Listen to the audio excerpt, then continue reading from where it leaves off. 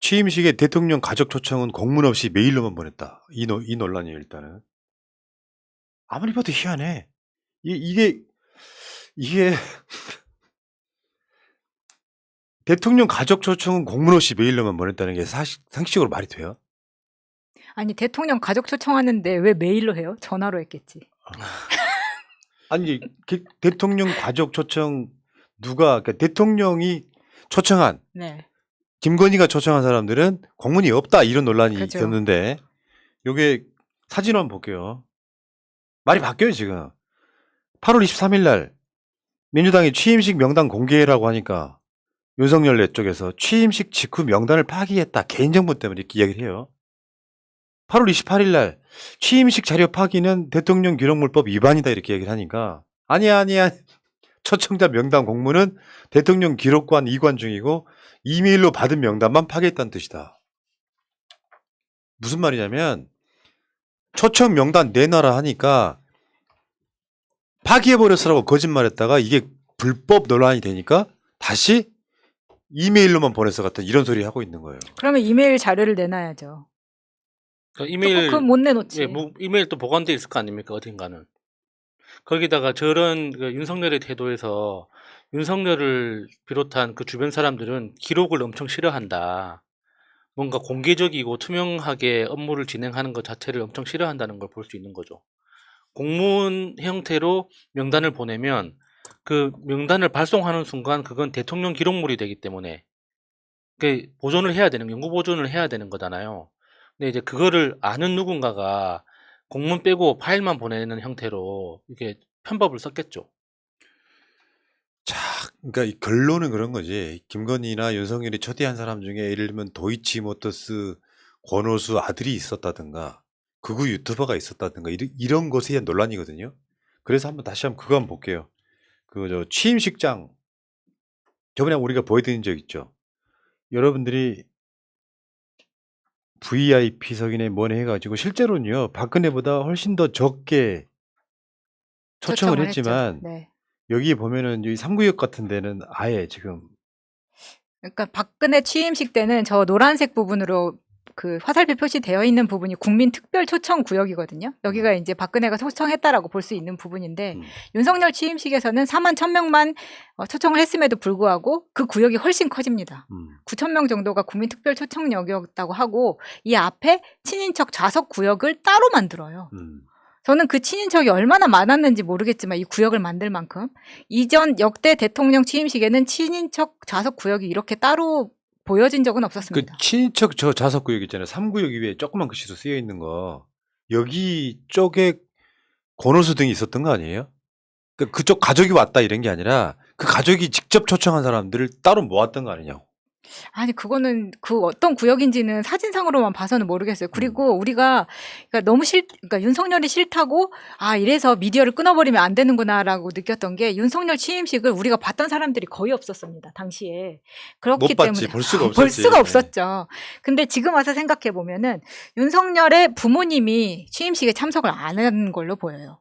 그러면 윤석열의 이 친인척이라는 사람들은 누구의 친인척인가? 그냥 패밀리 아니야? 그러니까 가족처럼 생각하는 사람들이겠네요. 그렇지 비즈니스 패밀리. 그러니까 권오수 회장 아들도 VIP석에 그 친인척들하고 같이 앉아 있었다고 하잖아요. 3구역에 그러니까 여기 3구역에 뭐 가세현, 뭐 안정권 이런 사람들도 다 3구역에 앉았었던 겁니다. 예.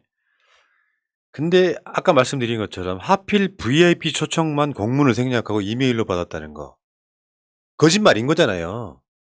뭔가 숨기고 싶어서 지금 이메일로만 받았다 공문을 안 보냈다 이게. 숨기고 싶은 게 뭘까? 이거 나중에 나와요. 헌법재판소에 주문에 또 나올 수 있어. 자, 결국에는 이 오락가락 해명하는 게 초청자를 은폐하려고 하는 의도다. 왜 숨기겠어요? 당당하면 왜 숨기겠냐고. 뭔가 범죄성이 있는 거예요. 그러니까 이게 놀라운 거죠. 그러니까 자신들이 무언가 찜찜하고 잘못하고 있다는 걸 알고 있다는 뜻이잖아요. 그러니까 그 최순실처럼 정말 이게 잘못인지도 모르고 태연자격하게 그냥 박근혜한테 수시로 전화하고 이것저것 고치라고 이야기하고 이렇게 했다는 게 아니라 자신이 잘못하고 있다는 걸 알기 때문에 숨기는 거 아닙니까? 그러면서도 그냥 하잖아요. 꺼리낌 없이.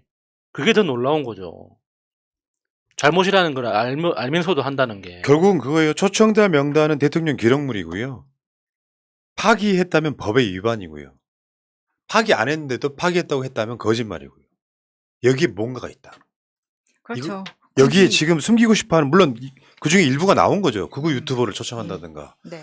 주가 조작 뭐 저 공범의 아들을 초청한다든가. 아니, 왜냐하면 이 리스트는 그러니까 숨길 수밖에 없습니다. 이 리스트가 모든 범죄의 온상의 리스트가 여기 다 있어요. 김건희한테 어떤 문제가 있다. 그러면은 이 리스트 안에서 그 사람을 찾아보면 다 나오기 때문입니다. 뭐 그런 측면이 있다고 봐야겠죠. 네. 야, 예리 역시 김건희 전문가는 다르네요. 근데 이제 제가 아까 말씀드렸듯이 윤석열의 부모님이 또 안 왔다고 했었는데 윤기중은 온 걸로 지금 확인이 됐거든요. 근데 저는 항상 궁금한 게 윤석열이 결혼했을 쯤에 내가 애지중지 키운 아들 구수까지 해서 검사 만들어놨는데 며느리가 마음에 들었겠습니까? 50살에 결혼하는데 저는 윤석열의 어머니가 왜 이렇게 안 나타나는지 모르겠어요. 아, 이 부분도 살아있어요? 궁금합니다. 네. 아, 근데 여기다 하나 더 있었어요. 더 골 때리는 게 김건희 코바나 컨텐츠가 정부 지원 받으면서도 임금 체불했다는 거. 나 이거 깜짝 놀랐네. 정부 지원을 받아요. 근데 그것부터 하나씩 풀어봅시다. 일자리 안정자금이라고 있어. 그걸 지원받던 2019년이면 윤석열이 검찰총장 할 때 아닙니까? 아니 저기 저 중앙지검장 할 때잖아요. 임금 체불로 노동청에 신고가 됐어요. 월급을 안 준 거야. 이게 되게 골 때리더라고. 아니 근데 저는 코바나 컨텐츠가 일자리 안정자금을 받았다는 것도 놀랐거든요, 사실. 그러니까 대통령실에서는 이거는 30인 미만의 사업장은 다 받을 수 있는 거라고 뻔뻔하게 이야기하더라고요. 다 받을 수 있으면 여러분 회사 운영하고 계시는 분들 중에 일자리 안정자금 못 받으면 바보란 이야기야? 일자리 안정자금 저 조건 까다로워요. 잠깐 최저임금 인상에 따른 소상공인 및 영세 중소기업의 경영 부담을 완화하고 노동자의 고용 불안을 해소하기 위해 지원 사업이다. 그러니까 우리는 이러이러한 이유로 지금 매출이 안 올라서 뭔가 이렇게 도움을 받고 싶다고 할 때 아주 극히 일부만 지원받는 거잖아요. 그렇죠. 모든 소상공인 자영업자가 받는 게 아니잖아요. 과세소득 3억 원 초과 사업주는 지원 대상에서 제외됩니다. 그런데 이때 당시에 김건희가 그 전시회를 했던 것들은 굉장히 휘황찬란한 것들이었어요. 그거 봐봐요. 전시하면서 진짜 되게 골 때리네. 2015년, 2016년, 2018년, 2019년 지금 말한 19년이잖아요. 네.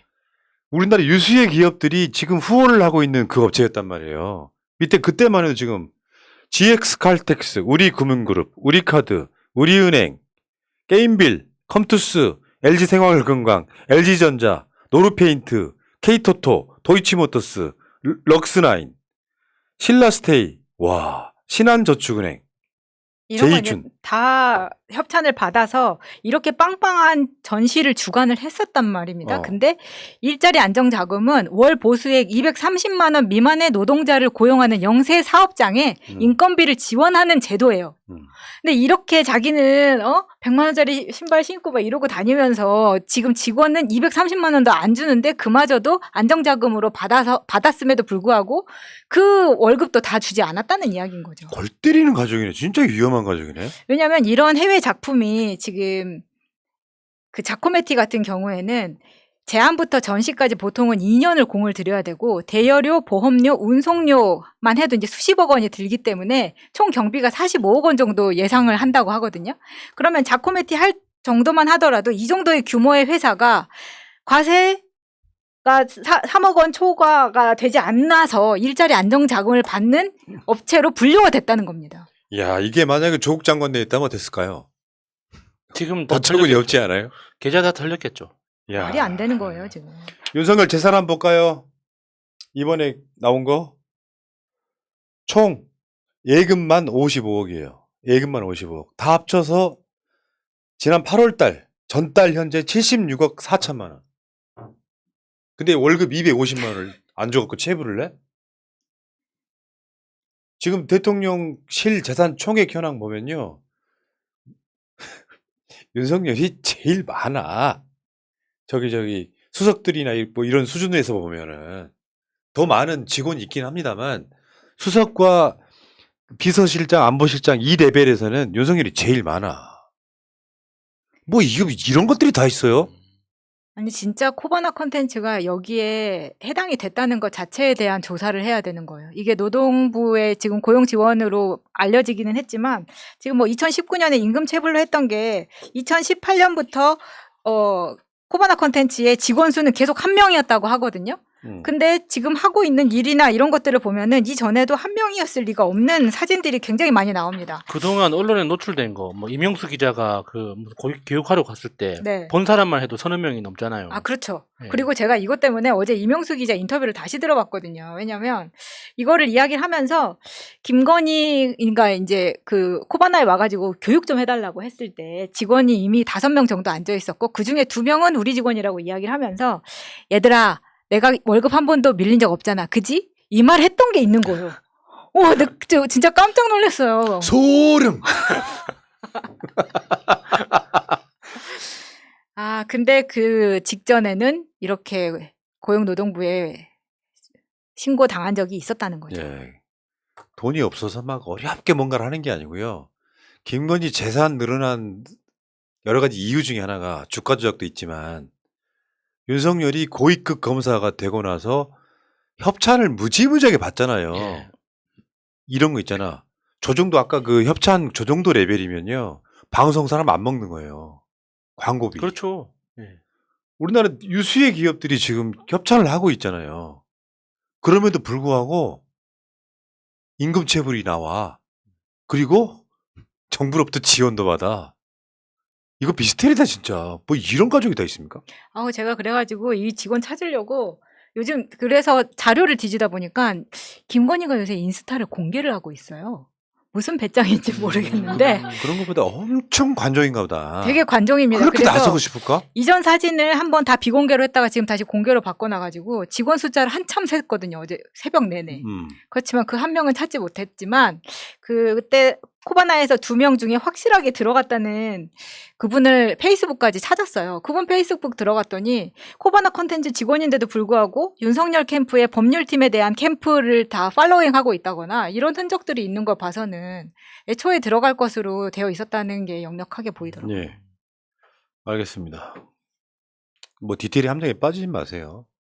윤석열 주가 조작이 김건희 주가 조작이 중요한 것이지. 요거는 큰 건 아닌데 도덕적으로 좀 너무한다. 이게 이재명, 조국이었다면 어떤 욕을 했을까요? 지금 그렇죠. 아무도 이야기는 거의 안 하고 있는 거잖아요. 야, 니들이 재산이 그렇게 지금 70억이 넘으면서 임금 체불을 했어? 지금 김건희가 무혐의 받긴 했지만 당시에 협찬 받은 부분에 대한 이야기도 그 수사를 윤석열의 검찰이 했기 때문에 근데 그 이야기도 굉장히 부도덕한 거로 나오는 거예요. 그 돈을 심지어 그랬다잖아.